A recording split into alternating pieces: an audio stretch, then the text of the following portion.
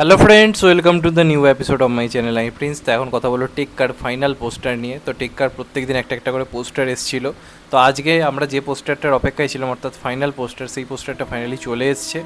এবং আমরা একটা জিনিস লক্ষ্য করলাম যে এই সিনেমায় আমরা প্রথম থেকে শুনে এসেছি টোটা রায়চৌধুরী আছে, কিন্তু তার কিন্তু এখনও পর্যন্ত কোনো অফিসিয়াল পোস্টার আসেনি। যেমন প্রত্যেকটা ক্যারেক্টার পোস্টার এলো, এখানে আমরা জানি পরাণ বন্দ্যোপাধ্যায় রয়েছে, আরিয়ান রয়েছে, তার সঙ্গে সঙ্গে টোটা রায়চৌধুরী রয়েছে, তাদের কিন্তু আলাদা করে পোস্টার বার করা হলো না।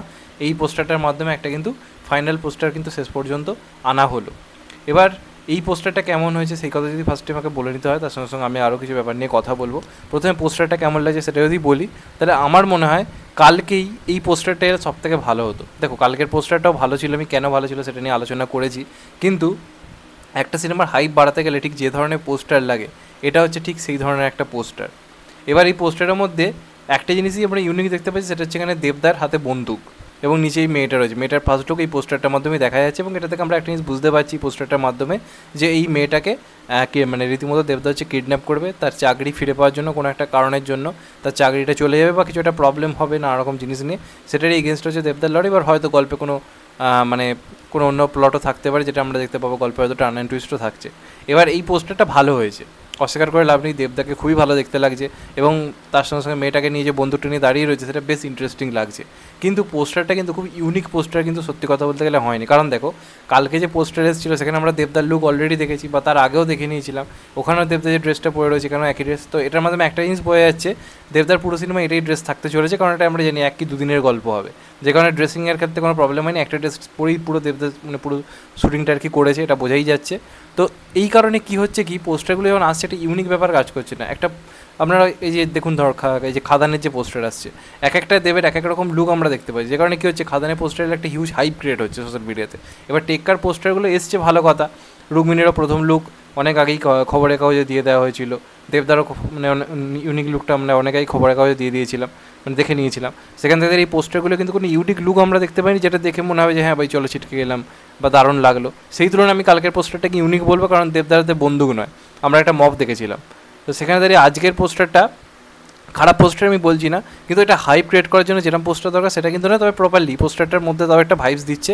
কারণ আমরা দেবদারাতে একটা অস্ত্র দেখতে পাচ্ছি, একটা বন্দুক দেখতে পাচ্ছি, মানে বোঝা যাচ্ছে এই চরিত্রটা কিছু একটা ভয়ঙ্কর ঘটাবে, এটা আমাদেরকে আইডিয়া দিচ্ছে। তো ওভারঅল পোস্টারগুলো ঠিকঠাক হয়েছে, খুব একটা আহামরি হয়নি যে পোস্টার দেখে দারুণ লাগবে। এবার সিনেমাটার হচ্ছে প্রমোশন হওয়া দরকার, তারা যেহেতু বলছে ফাইনাল এটা পোস্টার, তো আশা করবে এবার তারা টিজার আনবে, এবং টিজারটা দারুণ হওয়া দরকার। টিজার চমকেদার মতো হতে হবে, পোস্টার কিন্তু চমকেদার মতো হয়নি সত্যি কথা বলতে গেলে। আমরা আগেরবার এক একটা বাঘাযতীনের পোস্টার দেখছিলাম, চমকে যাচ্ছিলাম, এমন এমন লুক ছিল, আমরা যদি মনে করে দেখেন। তো সেই রকম একটা হাইপ ক্রিয়েট করা দরকার, যেটা টেক্কার এই মুহূর্তে কিন্তু তুলনামূলকভাবে কম। সেখানে বহুরূপী টিজার এসে তাদের নিজেদের হাইপ কিন্তু অনেকটা বাড়িয়ে রয়েছে। এবার টেক্কার হাইপের একমাত্র কারণ হচ্ছে দেব সৃজিত জুটি, এটা একটা হিউজ হাইপের কারণ, এ নিয়ে কোনো সন্দেহ নেই। এবার কিন্তু এদেরকে টিজার আনতে হবে, এবং টিজারটা জোরদার হতে হবে, এমন টিজার যেটা যেখানে আমরা প্রত্যেকে চমকে যাবো, গল্প এরম হবে যেরকম আমরা কখনো ভাবিনি। এবং তার সঙ্গে তো সৃজিত মুখার্জি দেবের যে ফ্যাক্টরটা সেটা তো রয়েছে পুজোর সময়, তখন কিন্তু সিনেমাটার হাইপ আস্তে আস্তে বাড়বে। তবে এখনও পর্যন্ত পোস্টার এসে কিন্তু হাইপ বাড়াতে পারেনি, ইভেন দেবদার পোস্টারও কালকে এসে কিন্তু মানে সিনেমাটার হাইপ বা বাস কিন্তু বাড়াতে পারেনি, কারণ সেই পোস্টারটা দেব ফ্যান্সদের কাছে এমন কিছু মনে হয়নি যেটা যারা প্রচুর শেয়ার করবো, যেটা নিয়ে আলোচনা করবো, যেটা তারা খাদান টিজারের ক্ষেত্রে করেছিল। কারণ তার প্রিয় যে সুপারস্টারকে তারা সবসময় লার্জার দ্যান লাইফ দেখতে পছন্দ করে।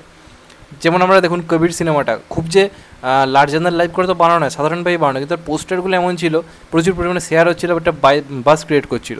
তো এটার ক্ষেত্রে কিন্তু সেই জিনিসটা এখনও পর্যন্ত হয়নি। এবার দেখা যাক এই ফাইনাল পোস্টার এলে, এবার আশা করবো টিজার আনবে তারা। তো টিজারটা দারুণ হোক। টিজারের রান টাইমও শুনছিলাম 1 মিনিট 12 সেকেন্ড এরকম সামথিং ছিল, খুব বড় টিজার তার মানে না, কিন্তু টিজার এমন কিছু থাকতে হবে যেটা এই সিনেমাটা দেখার জন্য আমাদের কোথাও গিয়ে এক্সাইটেড করবে। তো ওভারঅল আজকের পোস্টারটা আমি যদিও আগেই দেখে নিয়েছিলাম, আমি ভিডিওটা করছি পোস্টারটা অফিসিয়াল আসার আগে, কারণ এই পোস্টারটা আজকে আসবে জানি, যে কারণে এটা নিয়েই কথা বলছি, অনেক আগেই দেখে নিয়েছিলাম।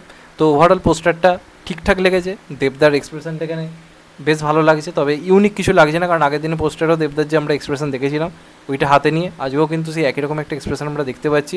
তো এবার কিন্তু টিজার একটা বড় চমক দরকার, পারফরমেন্স ভালো হবে এই নিয়ে কোনো সন্দেহ নেই, কিন্তু একটা যে মার্কেটিং স্ট্র্যাটেজি সিনেমার মানে হাইপ থাকাটা তো দরকার, সেটা কিন্তু এবার টিজারই একমাত্র করতে পারে। তো সেটা দেখা যাক কবে আসে, তো এটাই বলার।